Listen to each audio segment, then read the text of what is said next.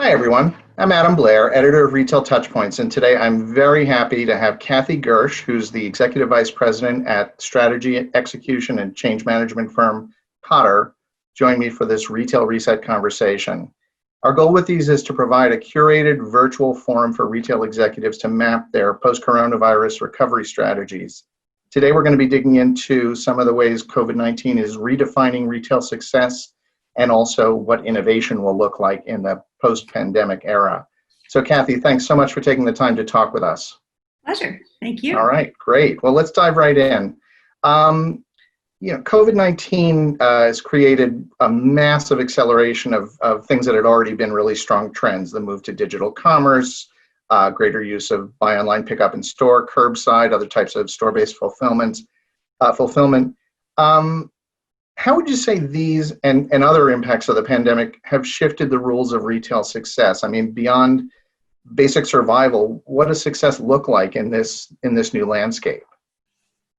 I think ultimately success will look like those that are able to sort of balance, managing things that they need to with cost cutting and controls with continuing to focus on how do you drive innovation and position yourself in the best possible way when coming out of this. So, and that's not an easy balance to strike, obviously, but clearly this kind of a sudden change only tends to magnify, those that were already doing more are in a better position. Those that were behind are in a significantly worse position. So it was sort of an exponential impact one way or the other.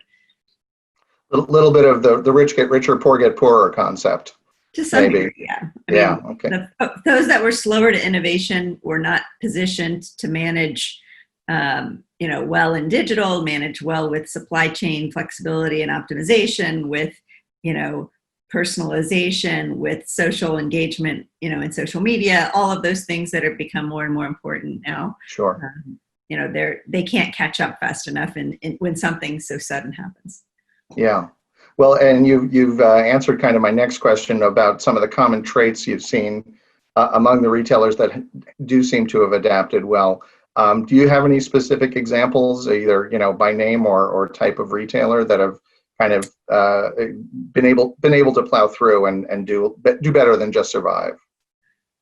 Yeah, I mean, I think certainly there are categories that have been helped in this pandemic, and there's some that have not. I mean, categories like home, like athleisure, like grocery, there's category benefit. But that being said, there's still players that have come out of that opportunity well, and others that were not able to capitalize on that opportunity. If you look at a Wayfair versus a Home Goods, for example, they both serve that home category, but Wayfair was better positioned to take advantage of the digital online opportunity, which Right. Home Goods was not well positioned to take advantage of.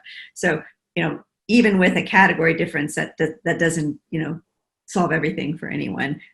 Certainly, think people, that have invested, and because I work there, I know a little bit more about it. But Nordstrom, for example, has done a lot of investment in sort of inventory management and back-end utilization. And so they've been able to, for example, set up their full line and rack stores to ship direct from store, to start moving inventory, being able to put it online, move it out of the stores, so that they're not sitting with old inventory in stores when they eventually open back up. For example, those that didn't have that investment in inventory are going to be sitting, on aged inventories that's just been sitting in their stores and unable to move when they're able to open them back up. So, the people that have had that investment and made that investment in something that's often less visible to a customer are benefiting from it now.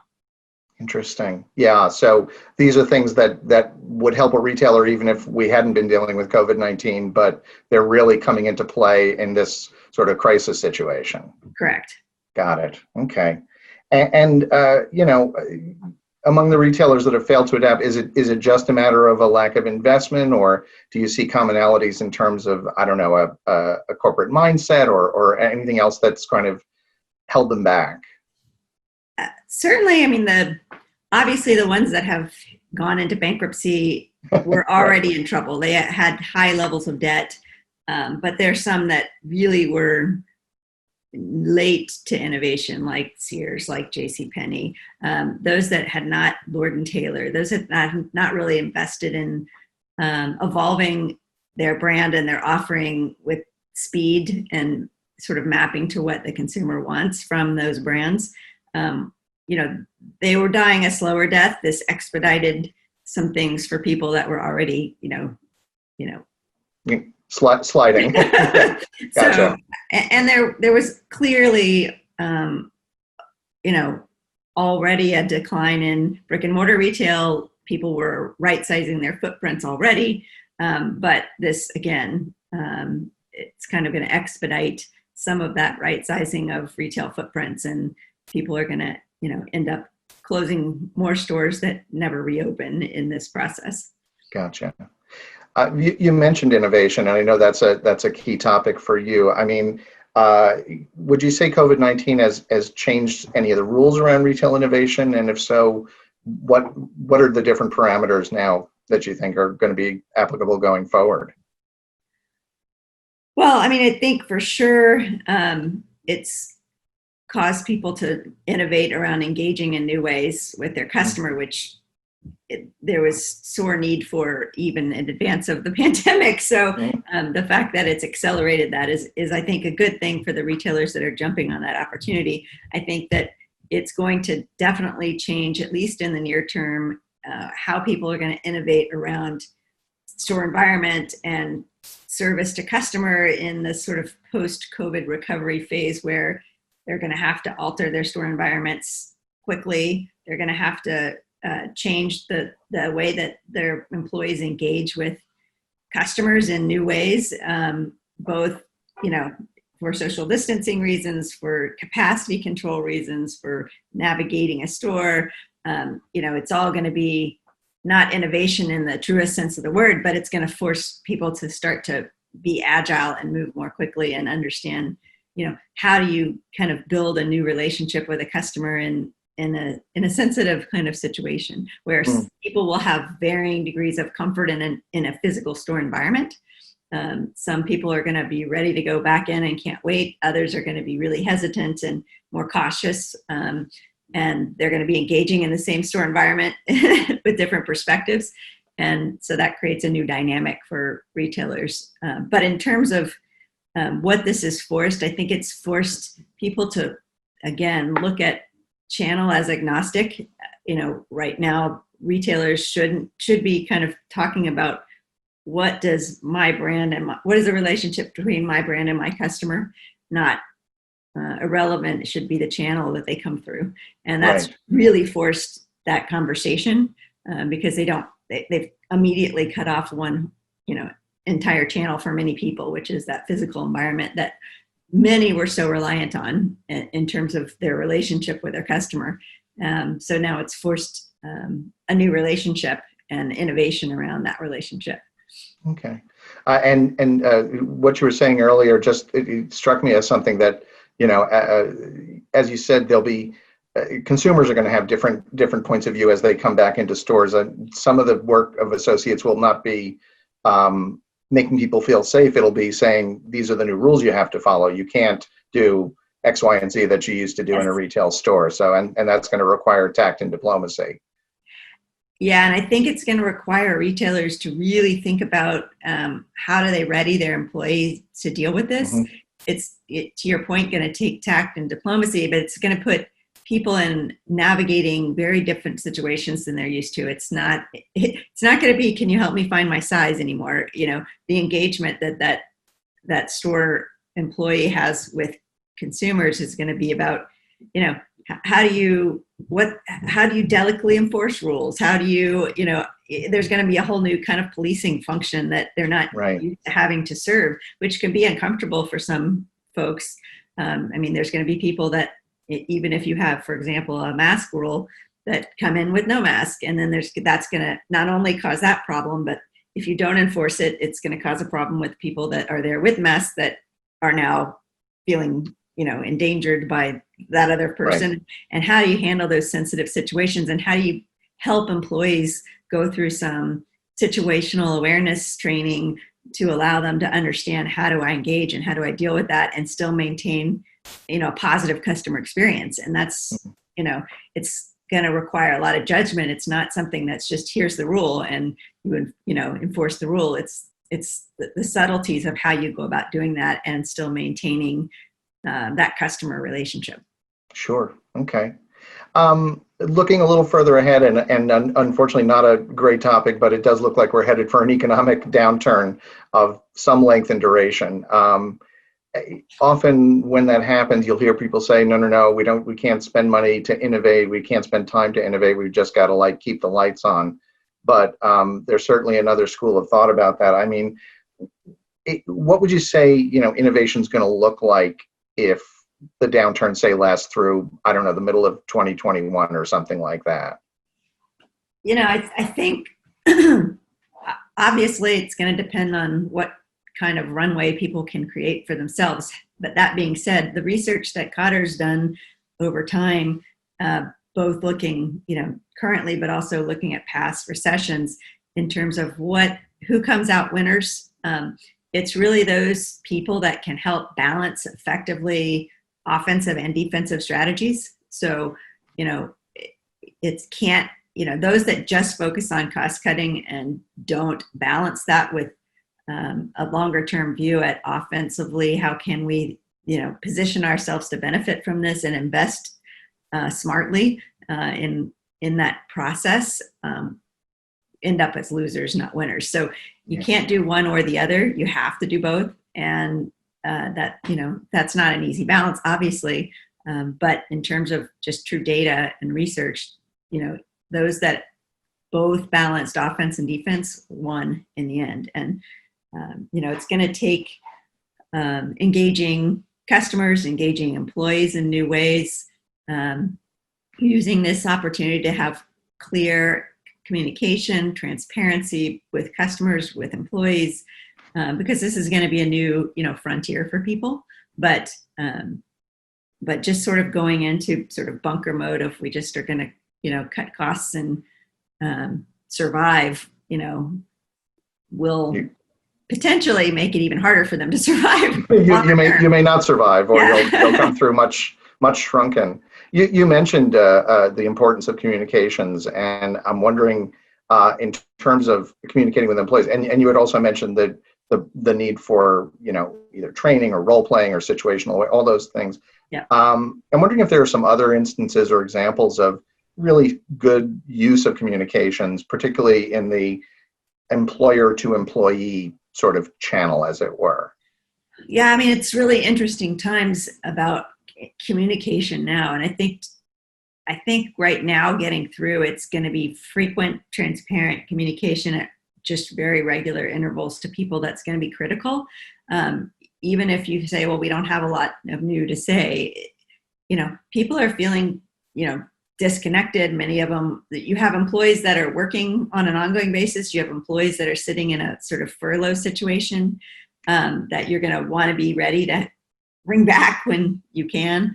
And, continuing to communicate across those distances becomes really important because they're going to start to otherwise feel disconnected, and to engage them in a way that allows them to feel part of the solution going forward, as opposed to just feeling isolated, will make a huge difference with how quickly people can come back and how ready they're going to be, both, physically, emotionally, mentally, all of those things. Because, a lot of this, I was speaking recently with someone about, questions about the looting situations and damage to stores that's going on right now. Yeah.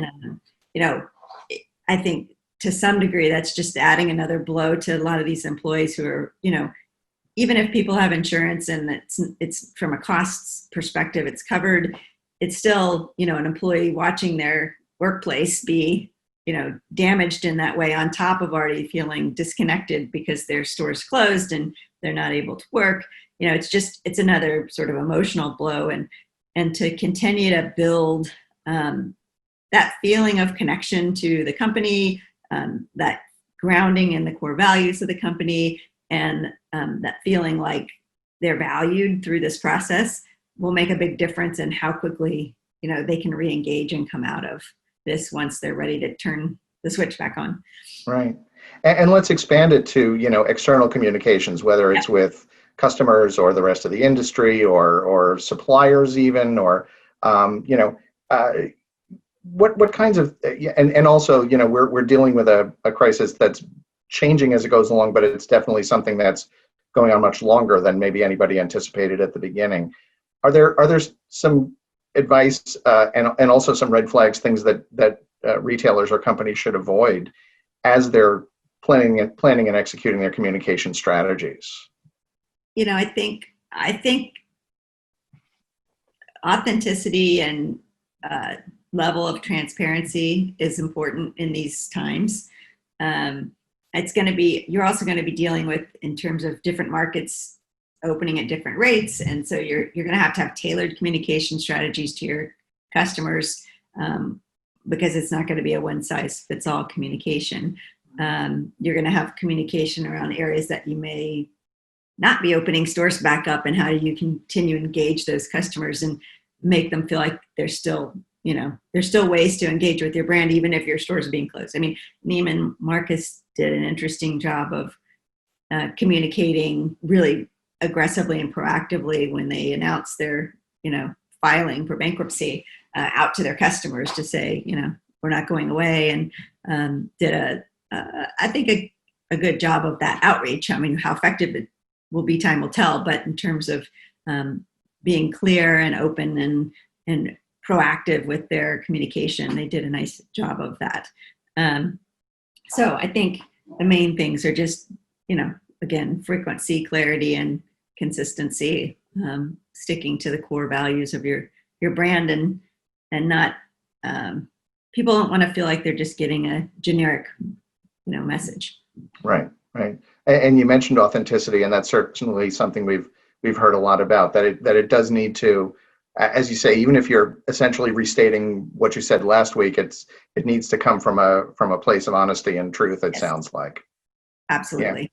Okay. People will see through that now. They don't want the gloss. They want, plain speaking, real communication. Gotcha. They don't want a political statement. They want, people to, speak from the heart and the brand and be consistent with what they expect from you.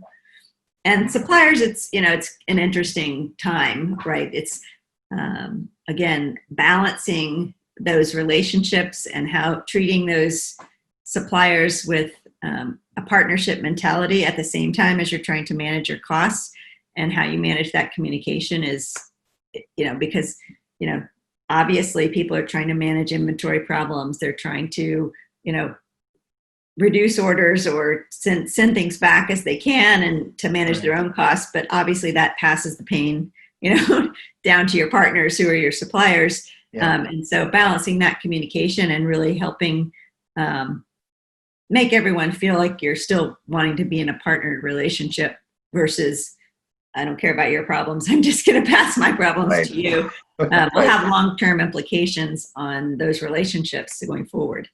Yeah. So.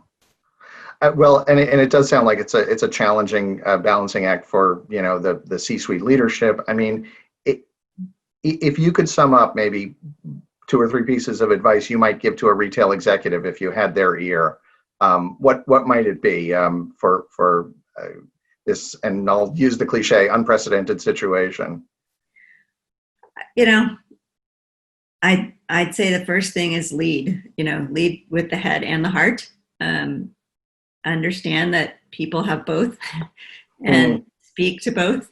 I think that's probably first and foremost. There's a lot of stuff that those leaders have to manage right now in terms of the details, but I think people are craving really understanding an articulation of how we can come together to come out of this in a way that again, speaks to head and heart, both to customers and to employees. And that they really, again, continue to encourage balance of the short and the long term, the defense and the offense. I think that's a key message. Don't lead just with a burning platform, but also this message of what the opportunity can be from all of this. Because people can see the burning platform right now. They understand that what they want to see is, okay, what's possible. Right. Not in a false way, in a still authentic way. And no one has a crystal ball, so no one knows exactly what's going to come. But right. But understanding that, we're in this together, and that we're going to come out of this together, and that this could be middle of next year. It could be. I mean, a lot is riding on when does a vaccine come out? When when can people go back to and so you can't rely on any particular one forecast for now. So again, building that connection with the employees. I think focusing to the extent possible on building skills of your employee base right now. Use this time to do things that you don't always have the opportunity to do. Spend more time investing in, developing those skills so that they're ready when things come back out. Use this time to make smart innovation and smart investment where you can, as you balance that with, cost savings. Those are probably the key things I would tell them. Okay, great. Well, Kathy, it's really been great to speak with you, and I think your insights are spot on. So thank you so much for joining us for this Retail Reset conversation, and thanks also to all the viewers. We really appreciate your time, Kathy. Thank you. All right. Pleasure. Have a great day.